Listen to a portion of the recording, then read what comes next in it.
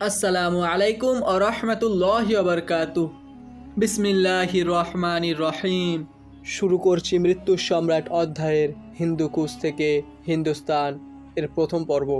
হেমন্তকাল, নভেম্বরের শুরুতে উত্তর মেরু থেকে নেমে আসা হিমেল হাওয়া সাইবেরিয়ান স্টেপ হয়ে নেমে আসে দক্ষিণে, বাড়ি মারে তিয়েনসানের গায়ে।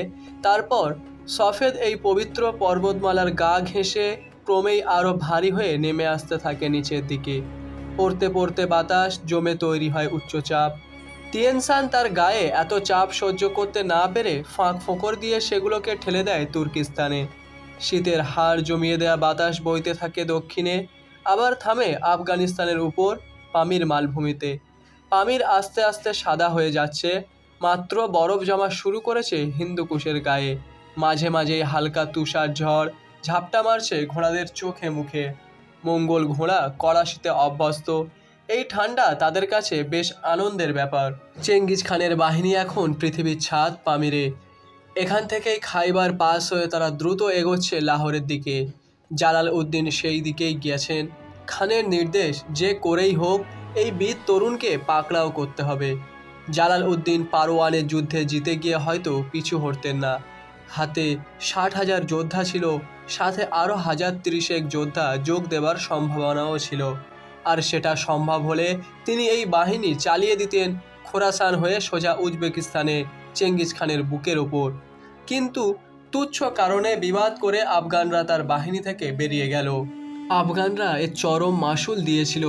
মার্ব, বালক, বামিয়ান, গজনি, কান্দাহার আর তুসকে সম্পূর্ণ মাটিতে মিশিয়ে দিয়েছিলেন খান। হত্যা করেছিলেন কমপক্ষে 30 লাখ আফগানকে। নিরুপায় জালাল উদ্দিন হাতে থাকা 50,000 যোদ্ধা নিয়ে পিছু হটে গেলেন হিন্দুস্তানের দিকে।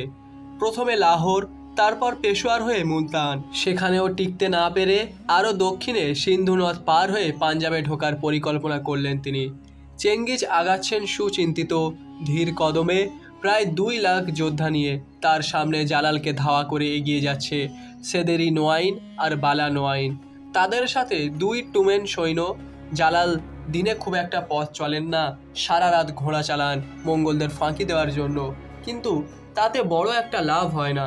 মঙ্গলদের লোকে এমনি এমনি ইয়াজুজ মাজুজ বলতো না, তাদের ইন্দ্রিয় ছিল প্রায় পশুর মতো শক্তিশালী। কথিত আছে একজন মঙ্গল অনায়াসে খোলা ময়দানে 4-5 মাইল দূরে থাকা জিনিস পরিষ্কারভাবে দেখতে পেত। 6-7 মাইল দূরে কিছু পোড়ানো হলে তার গন্ধ তারা বুঝতে পারত। অনেকেই প্রায় 20 মাইল দূর থেকে ঘোড়ার খুরের শব্দ শুনতে পেত। এমনকি 800 বছর পর এই এখনও মঙ্গলরা তাদের দূরপাল্লার দৃষ্টি, শ্রবণ ও ঘ্রাণ শক্তির জন্য বিখ্যাত। দুর্দান্ত এই ট্রাকারদের ফাঁকি দেওয়া ছিল তাই প্রায় অসম্ভব। জালাল উদ্দিনের অবস্থান ধরা পড়ে গেল মঙ্গলদের কাছে। তিনি ভেবেছিলেন সিন্ধু পেরিয়ে হিন্দুস্তানের সুলতান ইলতুৎমিশের সালতানাতে চলে যেতে পারলে সেখান থেকে কিছু সাহায্য পাওয়া যাবে। চেঙ্গিজ খান ভারতের জন্যেও হুমকি, এই অসাধারণ শত্রুর বিরুদ্ধে।